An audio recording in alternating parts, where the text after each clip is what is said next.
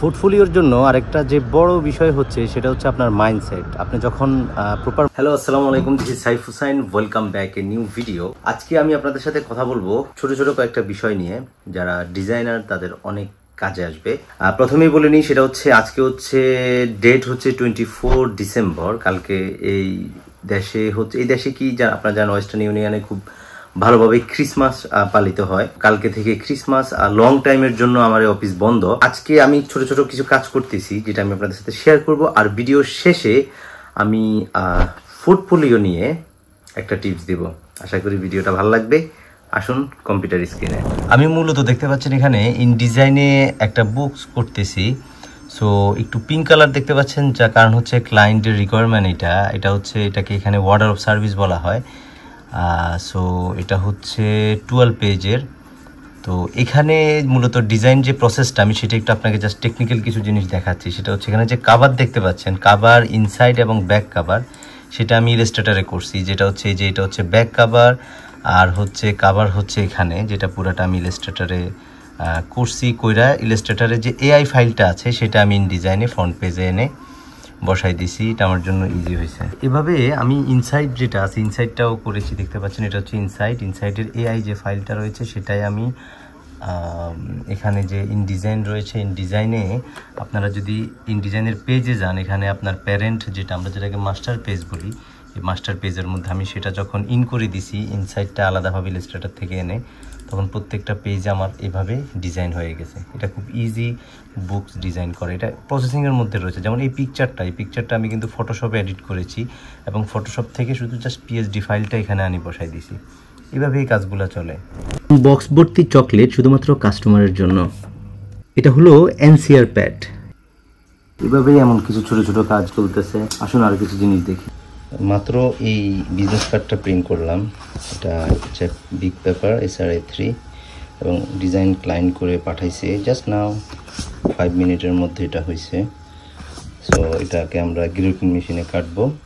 এখানে আরেকটা যে ডিজাইন প্রিন্টিং হয়েছে সেটা হচ্ছে ক্যালেন্ডার। এটাও ক্লায়েন্টের ডিজাইন করে পাঠানো A3 ক্যালেন্ডার, দেখতে পাচ্ছেন। আমি যদি ভিতরেরটা দেখাই 25, হ্যাঁ। সো জাস্ট ক্লায়েন্ট যেভাবে পারছে এভাবে করছে, আমরা জাস্ট প্রোডাক্টটা তৈরি করে দিছি। দেখতে পাচ্ছেন এখানে আমরা এই যে এখান থেকে টোটাল যেটা আমরা ওয়্যার বাইন্ডিং বলি, বাইন্ডিং করে এখানে আমরা হোল করে দিছি, অ্যাড করে দিছি। গিলোটিন মেশিনে এই মুহূর্তে একটা ডিজাইন আমি কাটতেছি। সেটা হচ্ছে একটা মেনু, রেস্টুরেন্টের ট্রাইফল মেনু। এটা আমার করা অনেক আগে। ক্লায়েন্ট ডিজাইন চেঞ্জ করতে আর চাচ্ছে না, যার কারণে এভাবে রেখে দিয়েছি, শুধু প্রাইস চেঞ্জ হয়েছে। দেখতে পাচ্ছেন এটা ট্রাইফল হয়ে যাবে এখন এই ফিনিশিংয়ের পরে। আর আপনারা তো জানেন ট্রাইফল মেনুগুলো কেমন হয়। এটা আমার ডিজাইন করা। এটা হচ্ছে ট্রাইফল মেনু। এভাবে পুরো ফাইনাল ফিনিশিং হবে 3টা ধাপে বিভক্ত। এই ট্রাইফল মেনুগুলো আপনি যদি ইন ডিজাইনে করেন অনেক বেটার হবে। আপনারা যারা ইন ডিজাইনে প্যারাগ্রাফ স্টাইল নিয়ে জানেন না, তারা এটা একটু গুগলে সার্চ করবেন প্যারাগ্রাফ স্টাইল, তাহলে আপনি খুব সহজে এই ধরনের মেনুগুলো করতে পারবেন। আপনার জন্য ইজি হবে অনেক বেশি টেক্সট নিয়ে কাজ করতে। যেমন কারণ হচ্ছে কি টেক্সটের মধ্যে যে লাইন স্পেসিং এগুলো খুব ভালো কাজ করবে। এখানে আরেকটা ডিজাইন দেখতে পাচ্ছেন আমার করা, যেটা হচ্ছে এটা হচ্ছে ক্রিসমাস কার্ড। এটা ফোল্ডিং হবে, এখানে এভাবে ফোল্ডিং হয়ে এটা এভাবে বসে যাবে। এটার ভিতরে জাস্ট ক্লায়েন্ট কিছু লেখার জন্য এটা এভাবে করে রাখা হয়েছে। ক্লায়েন্ট যে কোনো কিছু চাইলে লিখতে পারবে। এটা জাস্ট এখনো ফিনিশিং হয় নাই। তারপরে এখানে আরেকটা বুকস আছে A4। এটা আমাদের রিপিট অর্ডার, যেটা হচ্ছে A4 এর কভার, A4 বুকলেট। এটা এভাবে করে বুকলেট হবে আর কি। এই তো এটা হচ্ছে একটা ম্যানুয়াল ছোট ক্রিজিং মেশিন। যখন আমরা অল্প কোয়ান্টিটির কোনো কাজ করি তখন আমরা এই মেশিনটা ইউজ করি। দেখতে পাচ্ছেন এটা হচ্ছে একটা ট্রাইফোল মেনু, অল্প কোয়ান্টিটি ছিল যার জন্য আমরা মেশিনটা। বুঝতে পারতেছেন এখানে প্রথম আমি ক্লায়েন্টকে যে ড্রাফটটা পাঠাইছিলাম পিঙ্ক কালারের, তারপরে ক্লায়েন্ট ছবি চেঞ্জ করছে। তো এখানে মূলত আমরা যে কনসেপ্টটা ফলো করি, বা আমি যে কনসেপ্টটা ফলো করি, এটা ব্র্যান্ডিং ডিজাইনের মতো, যে এখানে যে পোশাকটা থাকে সাধারণত ওই পোশাকটাকে ফলো করে আমাদেরকে ডিজাইনটা করতে হয়। যেমন এই পোশাকটা এমন ছিল যার জন্য একটা ব্লু টাইপের লুক নিয়ে পুরো ডিজাইনটা করতে হয়েছে। এবং আপনি যখন দেখছেন যে ডিজাইনের ইনসাইডের যে পেজগুলো সেগুলো তো টোটালি আপনার ব্লু দিয়ে করা হয়েছে। এই তো বুঝতে পারতেছেন যে একটা বুকলেট যখন আমরা ডিজাইন শুরু করি তখন এটা অনেক কিছুর উপর ডিপেন্ড করে কোথায় গিয়ে আপনার ফাইনাল ডিজাইনটা হবে। কারণ সর্বোপরি যে ক্লায়েন্টের আসল যে পছন্দের যে মার্জিনটা আছে সেটা আমাকে ফুলফিল করতে হবে। সো আমাদের অলমোস্ট ডিজাইন ডান এবং ক্লায়েন্টের অ্যাপ্রুভাল হয়ে গেছে। এখন বাজে প্রায় আপনার সন্ধ্যা 6টার উপরে, 6টা 10। আর যেহেতু আজকে আমাদের শেষ ডে, এখানে অনেক কাজ রয়েছে। তো এখন আমরা এটাকে প্রথম কাভারটা প্রিন্ট করব।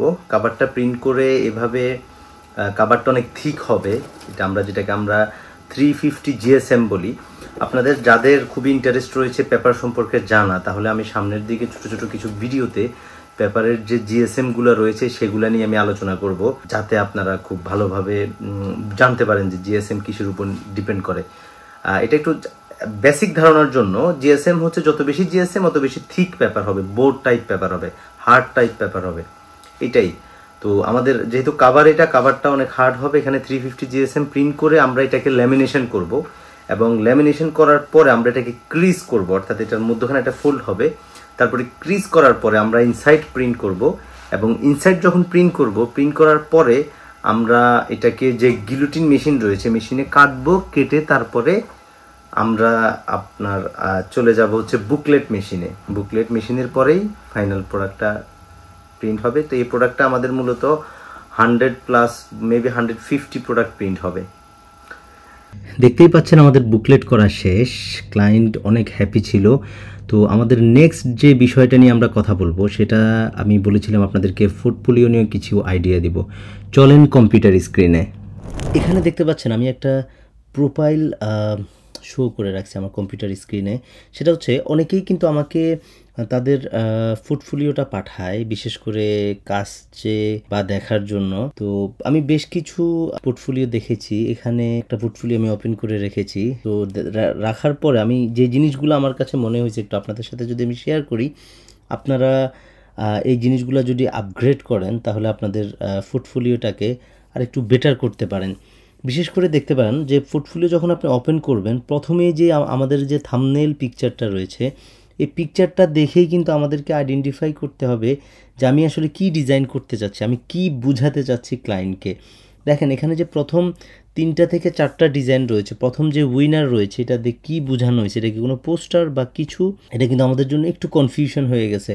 এবং সেকেন্ড সেটাও কিন্তু আমাদের জন্য বুঝতে একটু কনফিউশন, সেটা কি পোস্টার বা কিছু আনটিল ক্লিক করা পর্যন্ত। তারপরে থার্ড সেটা হয়তো কোনো একটা ট্যাবের মধ্যে কোনো একটা অ্যাপস ডিজাইন নাকি। আর ফোর্থ সেটা হচ্ছে একটা ফেসবুক কভার মনে হচ্ছে।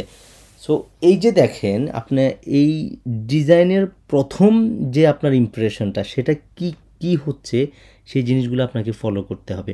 এবং সেটার উপরেই ক্লায়েন্ট থিঙ্ক করবে ক্লায়েন্ট আপনার সাথে কন্ট্যাক্ট করবে কি না, বা আপনি ক্লায়েন্টের কতটুকু কাছে যেতে পারবেন। এই জিনিসগুলা ইমপ্রুভ করার জন্য আমি আপনাদেরকে একটা বেটার আইডিয়া দিচ্ছি। সেটা হচ্ছে আপনারা এখান থেকে বিহান্সের উপরে যে এক্সপ্লোর রয়েছে, যাদের বিহান্সে প্রোফাইল রয়েছে তারা অবশ্যই জানেন, এক্সপ্লোরে ক্লিক করবেন। আপনি যখন এক্সপ্লোরে ক্লিক করবেন সেখানে আপনি নিয়মিত নতুন ডিজাইনগুলো আপনি সেখানে পাবেন। তো এই ডিজাইনগুলো দেখবেন, এভাবে নিচে গিয়ে এখানে দেখবেন আপনার যে ডিজাইনগুলোর খুব ভালো ভালো ভিউ দেখা যাচ্ছে এখানে 1000+, ওই ডিজাইনগুলো দেখে আপনার কাছে মনে হচ্ছে যে সামথিং এখানে একটু ইম্পর্টেন্ট, এবং এখানে কেন ভিউ বেশি হচ্ছে, অবশ্যই তার প্রেজেন্টেশন এভরিথিং। তো এখানে যে বেশি ভিউওয়ালা যে ডিজাইনগুলা, ওই ডিজাইনের সাথে যে কম ভিউওয়ালা যে ডিজাইনগুলা সেগুলোর সাথে একটা কম্প্যারিজম করতে পারেন। আপনি যখন কম্প্যারিজম করবেন তখন অটোমেটিক্যালি আপনি বুঝতে পারবেন যে কোথায় প্রবলেম, আপনার কোথায় ইমপ্রুভ করতে হবে। এবং এখানে যখন ডিজাইন দেখবেন, প্রচুর ডিজাইন দেখবেন, আসলে যত বেশি ডিজাইন দেখবেন আপনার ডিজাইনের স্কিল কিন্তু তত বাড়বে। যখন আপনি এক্সপ্লোর ঘুরতেছেন, দেখেন আপনি যখন এক্সপ্লোর ঘুরবেন নানান রকম কালার এবং নানান রকম মনে করেন যে ডিজাইন কিন্তু আপনার চোখ একটু অন্যরকম ফিল হবে চোখে।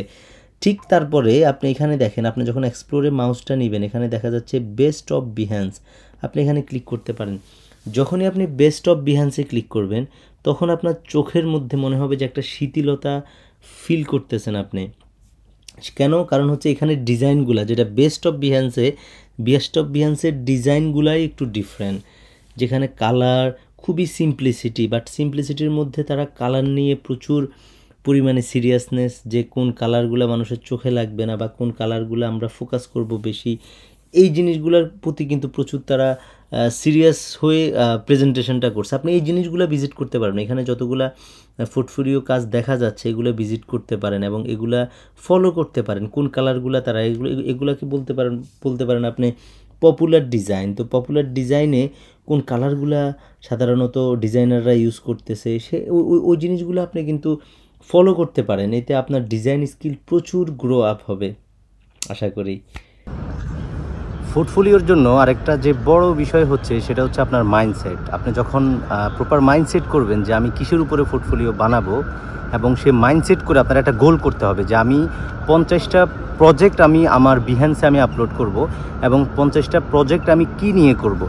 আসলে কি আমরা হয়তো প্রথম অবস্থায় যারা পোর্টফোলিও বানাইতে যাই তারা আমাদের যে কোনো একটা ডিজাইন আমি করছি, সাথে সাথে এটা এত সুন্দর হয়েছে, কোনো ক্লায়েন্টের কাজ আমি এটা বিহান্সে আপলোড করে দিয়েছি। এটা আমি আমার ক্ষেত্রেও যখন আমি প্রথম অবস্থায় পোর্টফোলিওতে অনেক প্রজেক্ট সাবমিট করছি, এভাবেই আমি সাবমিট করছি। কিন্তু লাস্ট অবস্থায় এবং এখন এসে আমি সেটা রিয়েলাইজেশন করতেছি যে আসলে কি দেখা দরকার ছিল আমার সেই সময়টায়। তো আমি আপনাদেরকে যেটা বলবো সেটা হচ্ছে এভাবে ঠিক আপনি 20টা 30টা 50টা যে কয়েকটা প্রজেক্ট আপনি ডান করবেন। Sorry for background noise. আর বুঝতে পারতেছেন আমি সেন্ট্রাল লন্ডনে একটা জায়গায় কথা বলতেছি, আর আজকে হচ্ছে 31। একটু পরে আমাদের এখানে হ্যাপি নিউ ইয়ার হবে। আপনারা হয়তো ভিডিও শেষে কিছু লাইটও দেখতে পাবেন, আমি আপনাদেরকে দেখাবো। তো সেই ক্ষেত্রে আপনার যেই প্রোডাক্টগুলো আপনি সিলেক্ট করবেন সেই প্রোডাক্টগুলোর ক্ষেত্রে সেটা হয়তো হতে পারে লাইক 30-40। আপনি আগে সেটাকে লিস্ট করবেন যে কিসের উপরে আপনি প্রোডাক্ট বানাবেন, কি ডিজাইনের উপর বানাবেন, এবং যে ডিজাইনটার উপরে বানাবেন আগে তার একটা টাইটেল দিবেন এবং সেই টাইটেলটা গুগলে সার্চ করবেন। গুগলে যখন আপনি সার্চ করবেন তখন আপনার একটা আইডিয়া চলে আসবে যে এই প্রোডাক্টটা নিয়ে কি পরিমাণ পপুলার প্রোডাক্ট অথবা এই প্রোডাক্টটা কি পরিমাণ গুগলে সার্চ হয়। সেটা আপনার জন্য খুব ইজি হবে আপনার এক্স্যাক্ট যখন আপনি প্রোডাক্টটা খুঁজে পাবেন আপনি যে আমি এটা আসলে আমি যেটা বানাচ্ছি। বা সেক্ষেত্রে আপনি কিছু নাম, যে প্রোডাক্টটার নাম দিবেন, নামটা আর একটু ডিফারেন্ট নাম দিলে কেমন হয় বা ডিফারেন্ট চেঞ্জ করলে কেমন হয় সেটা আপনার কাছে একটা আইডিয়া চলে আসবে।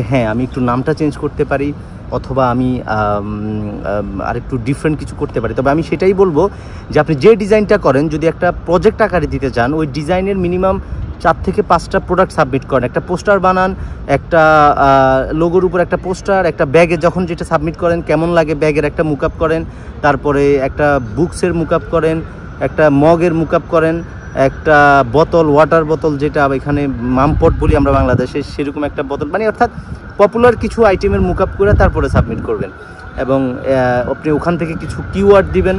এবং এভাবে কিন্তু আপনি শুধু বিহান্সেই না, আপনি আউট থেকেও ক্লায়েন্ট পাওয়ারও অনেক পসিবিলিটি থাকবে যদি আপনি এটা মাথায় রেখে পোর্টফোলিও করেন।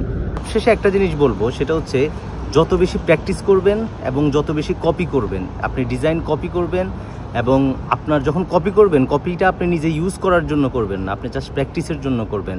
অন্যের যে পপুলার ডিজাইনগুলো আছে এগুলো কপি করেন, কপি করলে আপনার কালার সেন্স বাড়বে, আর যত বেশি ডিজাইন দেখবেন সেটাতেও আপনার কালার সেন্স বাড়বে এবং আপনার যে টাইপোগ্রাফি স্কিল রয়েছে সেটা বাড়বে। এই জিনিসগুলোই আসলে আপনার ফিউচারের জন্য অনেক স্মুথ হবে। Each everything. আপনি বিদেশে আসবেন, যেখানে যান, আপনাকে যখন ইন্টারভিউতে ডাকবে আপনার কাজ দেখবে, এমনি আপনাকে তো কেউ সব কিছুতে অ্যাগ্রি করবে না, আপনার কাজ দেখেই কিন্তু তারা আপনাকে পছন্দ করবে। তো আশা করতেছি ভিডিওর এতক্ষণ পর্যন্ত যারা আমার সাথে ছিলেন, থ্যাংক ইউ সো মাচ। দেখা হচ্ছে পরবর্তী কোনো একটা ভিডিওতে। ভালো থাকবেন, bye bye.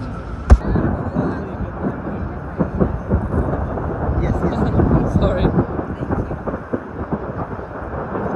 You can come here. No, just 1 minute.